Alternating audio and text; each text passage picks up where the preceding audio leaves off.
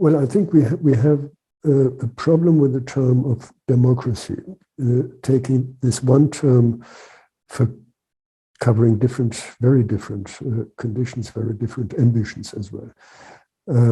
Now, one can question if this is democracy, but at least the United States called for the summit, say this is democracy. I think there are 2 points with it where I'm hesitating. On the one hand, democracy is always thought to be something from below, meaning getting people involved and letting people speak. So why a summit, meaning why the top level has to be has to talk about democracy? There are several provisions, NGOs invited and so on and so forth, but I think it should be really listening more to what comes from the people instead of inviting the people to give them a floor. So that's the one thing. And the other thing is what the United States are a different country compared with China or with ancient Greece. So we take this one term covering all the different concepts. Now, I think we have to be at least aware of this, that there is not one democracy, but democracy is always linked to a certain purpose and to certain conditions.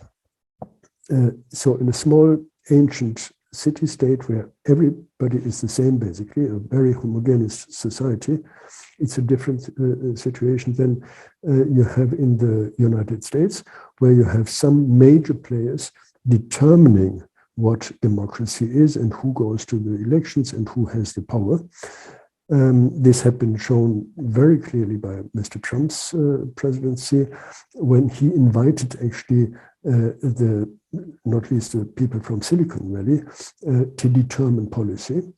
And then compared to China, where you have a move to mass democracy, if you want, to really give a voice to people. Now, the problem, in a way, you can say there is a problem with China, that it is a huge country, very diverse, and this is a task, at least a challenge, to get all of these differences under one head, if you want. In a small, as I said in the beginning, in a small state, it's very easy. Now we face this challenge, really, but the challenge is taken up. So that I think that's the main point, to acknowledge the challenge and not saying then what the United States tend to do. Well, we have our small circle of experts, and that's it. We do this with this. Well, especially today, there is no one country that has the power or should have the power to determine what democracy is. Democracy is, on the one hand, something that is very important on the local level, then on the regional levels, and then on the national level, and now increasingly globally. And there is no one power that can decide this is the model of democracy that is valid for the world and valid for other countries.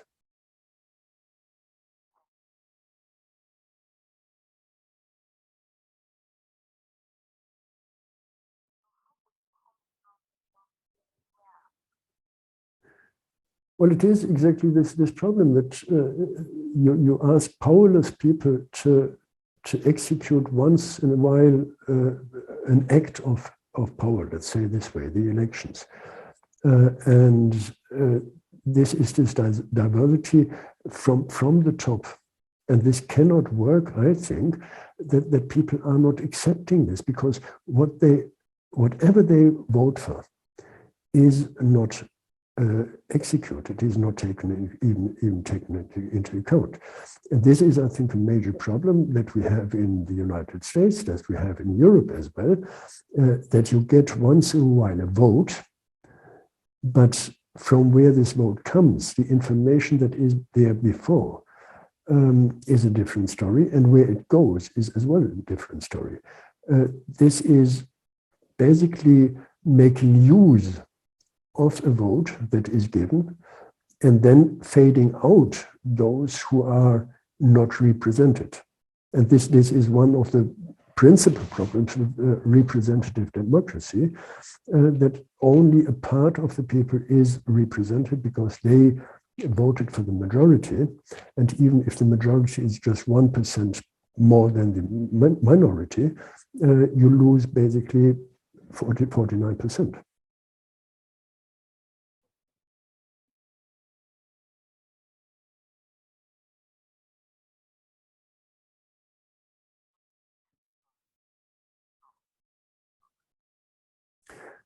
Well, I think this is, when you mention populism, when you mention Brexit and things like this is focused on one particular item, one particular day. If you look at Brexit, for instance, there had been a huge debate beforehand, and the debate had been misleading. And this is the problem. If people would have known the consequences, if there would have been a proper information, they would have voted in a different way. But they had been deceived during the preparatory process. If you look at populism in Germany, the AfD has is now in many parliaments, which would not have been believed a couple of years ago. They are right-wing, near to fascist parties. If you look at Italy, France, what happens there is that people are cut off and have to focus on one single item. And the populists manage pretty well to take something out of context and say, this is very important. Let's take one example, the environmental issue. If I say, this is a living example, if you want, if I say parking has to be affordable, getting a place for your car to park in the city. Of course, everybody will agree, as long as you do not say, actually, parking will be more expensive, but we will have a properly organized public transport system that takes all the hassle off you, that you don't have to use your own car, but you get cheap, affordable public transport to every place. So this is part of the entire process, and you find there are many examples where the populists managed to take just one point, taking it out of context and convincing people in this way. What is needed really is a broad concept of participation. How does this affect our daily life? And this is something, our daily life is not one act, but it is the entirety. It is the social security, it's the material security. If I have to be afraid that I am unemployed next week, I am, of course, in favor of those who say, well, we stop this and we make sure that nobody takes your place. And this would be then the foreigners. So I think in this, we have to see it in this context, really, to have an idea of democracy that is broad, that it is not linked to one point, but that it allows people really to decide over their daily life. Well, there's one problem with this representative democracy. Many of the politicians today are actually full-time politicians. In the worst case, they are very young, entering the political system, and then are sitting in the parliament for the rest of their life. They are completely disjoined from real life, meaning they are not workers, they are not working in offices, they are not doing anything real in this way. And they are, of course, interested to be re-elected. So they have a capacity to think about the next 4 years, how will I get back into parliament? And they are not looking at a wider perspective. And this means that you have to isolate, you make promises. It's a little bit like what we would have here is probably giving little presents to the Spring Festival, or in Europe it's Christmas, making little presents, but not looking for a strategic approach.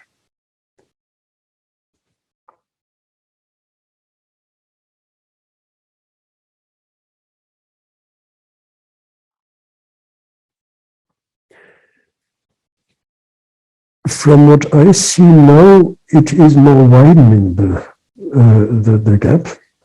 And I say this with a little bit of hesitation. If I look at the democracy as such, at the system as such, I think there is the danger really that it's widening this gap. The hesitation comes from another side, that I see more and more people becoming aware of it, and there are, let's say, protest movements. There are claims that this cannot go on in this way, that we have to find another way, that we have to claim, taking something like digitization that is on the main agenda, we have to make it working for people and not working against them, not taking their employment away, but changing the working conditions, changing the way of life, making digitization affordable, but as well useful for the health system, for instance. This is something where there are more and more claims, and I think this is something where from these claims, the general claim can move on and can be brought forward, that we have to think about a different way of democracy, a different way of letting people having a say. And there is actually something going on, so it's not all black in the European countries or in the West. There is increasingly a movement, so-called participative democracy, that people have a say, for instance, on how is the budget of the municipality spent. Let's say, do we want another metro line, or do we want a park, or do we want kindergartens? So we would distribute the money that is available and let people say what it is about. And this is now about people and not about representatives, professional politicians, and it is not about those who have the money and say, of course, I need a street leading tomorrow, or I need public transport connection for my enterprise or for my whatsoever, but it is really where people live and about things that are important for people. Well, I think first and foremost there is one very important point that is frequently in many discussions not considered. And it had been highlighted by one of the meetings of the United Nations of the Economic and Social Committee, that if there is something going wrong, there are complaints in respect of the so-called liberal rights or civil rights, political rights, then there is a huge outcry. If the same happens when it comes to economic and social rights, no voice is being heard. So this is, I think, very important. And if I look at what is going on currently in many European countries, hospitals are, they do not have sufficient capacities. Surgeries, important surgeries are delayed because of the new wave of the pandemics. This is important for democracy. First and foremost, I have to survive, and then I can think about how do I want to get involved. The other thing is that, of course, it is not just about surviving, but it is about human rights are about having a right to determine my own life the way I want to live. This means not egoistically, but survive the way of living in connection in the context of others. What strikes me here in China, actually, and I think this is very important, capturing with one term the entire problematique, if you want, trust. I'm guest here. I arrived. I didn't have, there was a problem with my old telephone number, so I didn't have a telephone number. I could not access the internet when I was wherever.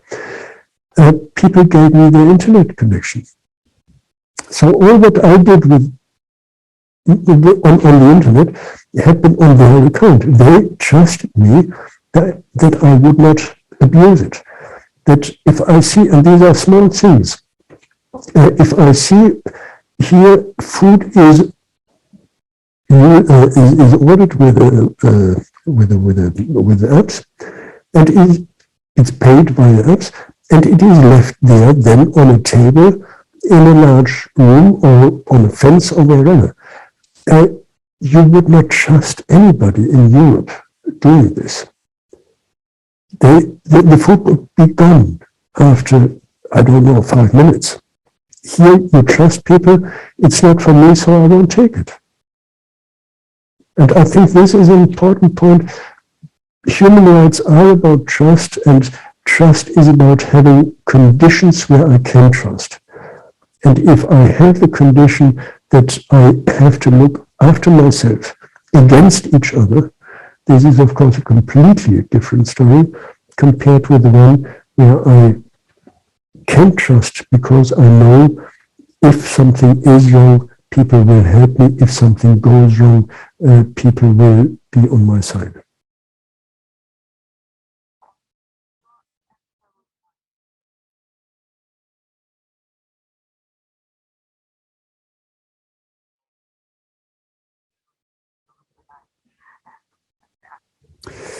Not even during the daytime. And I have to say, this is a shocking example, and it may be an extreme, but it is, as such, I think, telling. Just before I returned to China, there was an obligation in Germany, if you enter shops, if you enter petrol stations or places like this, you had to wear the face mask. And one person entered the petrol station, had been asked to wear the mask, and he said, I don't wear it. And I don't know if the owner or person in the petrol station may have said, well, then you cannot enter or whatsoever, but he was shot. So even during the daytime in a very open place, you cannot trust people anymore. And this is the extreme, really, what I think is coming up now during the pandemic. It's showing where it goes, this individualism. I trust only one person, and that's myself.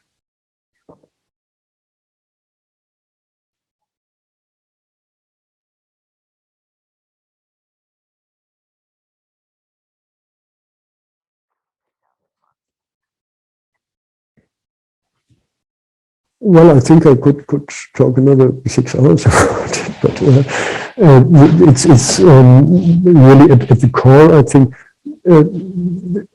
if I would ask, can you summarize it in one sentence, I would really say it is about human rights. Democracy is about a climate of trust where I can have a different opinion, and with this different opinion, I am respected. That does not mean that my opinion is taken up and completely acknowledged. I have to submit myself as well in the community, in the society. I am part of it.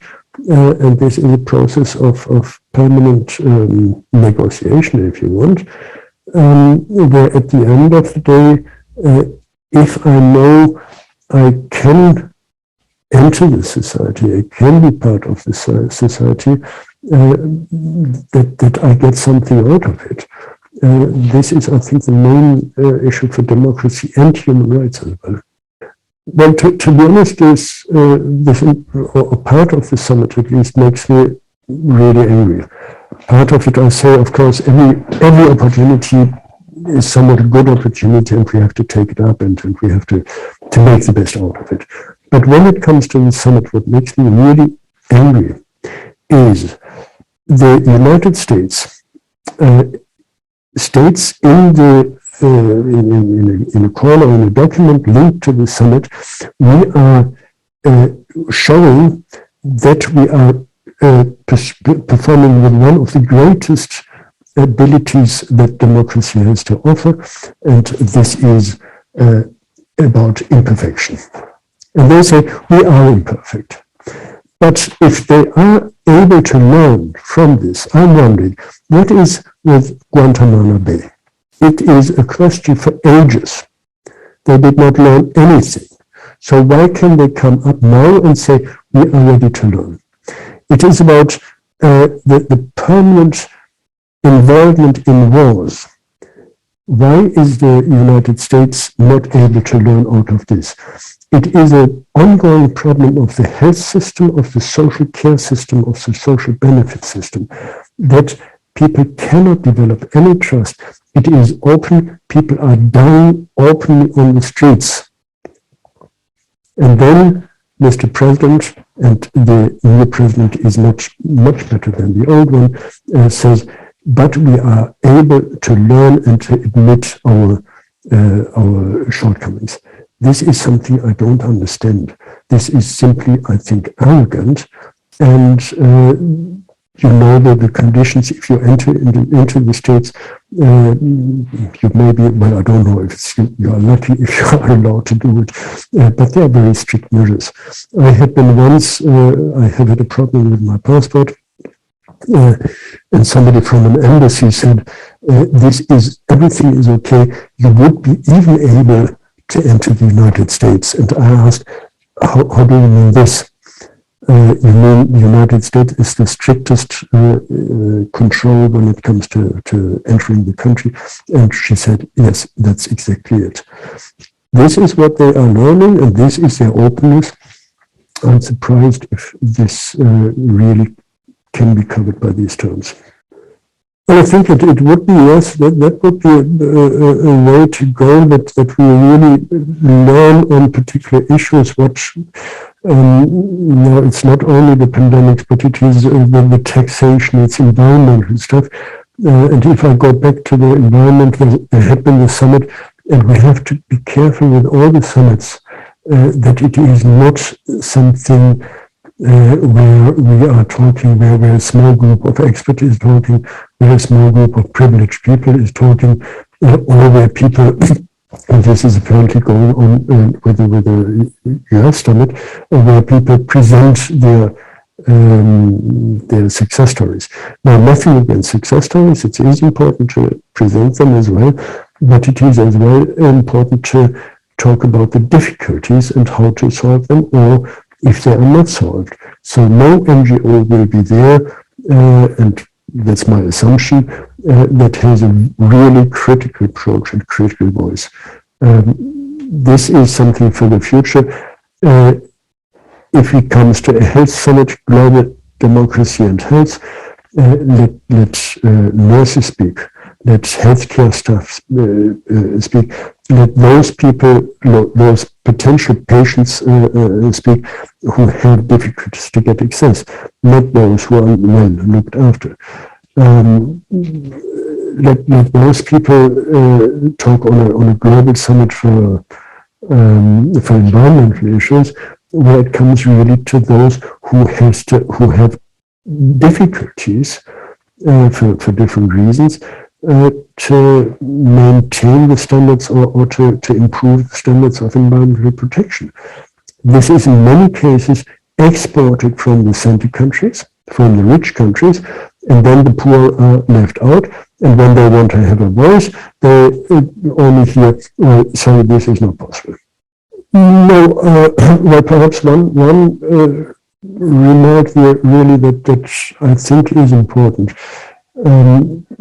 Coming from Europe and being as well involved as we have from the Human Rights Center here at the School of Law, and since we have a working group, we are establishing a working group of experts from different countries, that there is a debate And it is, there is a forum, there is a platform that I mention again and again here, where human rights are taken on board and are discussed in a constructive way.